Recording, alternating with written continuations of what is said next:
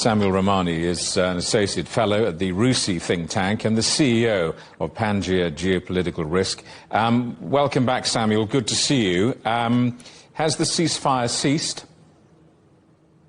Well, I think that the ceasefire is obviously under a great deal of pressure right now, in part because of the situation in Lebanon. Netanyahu has made it pretty clear that the ceasefire does not actually apply to its operations against Hezbollah, and he's defined that as a separate front. Clearly, the Iranians don't agree with that, and the Iranians and the Pakistanis, who are the chief mediators, see all these things as interrelated. So Iran is now restricting transit to the Strait of Hormuz. It's allowing only selected vessels from friendly countries to come through.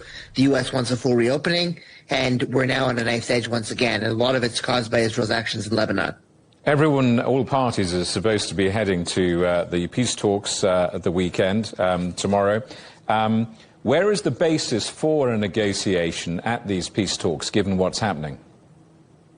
Well, I think obviously there's going to be a negotiation to basically get the Strait of Hormuz reopened as soon as possible, even though the Trump administration is talking another line, basically saying that European countries and Asian countries have to fend for themselves. They're under also a lot of pressure from those allies to make sure that the strait opens up and that energy prices come down. The Iranians are obviously going to want significant concessions in response to that. They're going to want probably some kind of a minimal threshold of uranium enrichment for civilian purposes. They're probably going to want, some maybe even bargaining for some removal of sanctions, as we've seen in their 10-point plan, and also transiting fees to be charged, maybe shared with Oman. That could make up for some of the damage caused by this war, and giving the Americans a sense that they need to pay reparations, de facto. So, yeah, I think there's going to be a lot of intense dialogue and very hard to find a consensus right now. How far can the United States go in terms of any further military effort?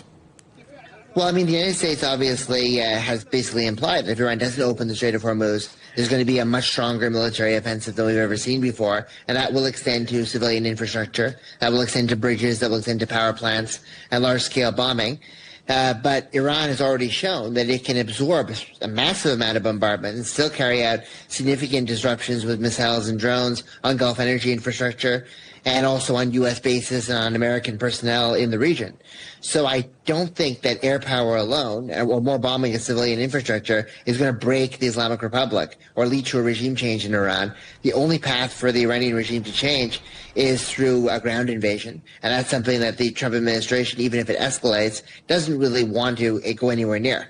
So how close is Iran to exhausting its ability to retaliate militarily?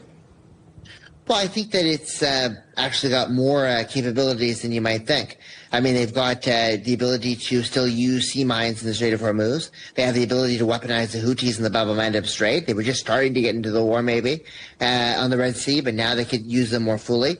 They could definitely still continue to use missiles and drones. Obviously, there's some research assessments that show that missile capabilities in particular are less than what they had before, but they still have enough to cause disruption to aviation travel and also damage to oil fields and gas fields, akin to what we saw in Ras Al Khaimah in Qatar. So I think that Iran obviously has seen some of its capabilities significantly degraded, but their ability to retaliate in the near term remains high, and I think that they can still be a major disruptor to global economy and global energy markets, and that's why I think that U.S.'s options to retaliate right now and not have a diplomatic solution are probably less than what Trump is implying.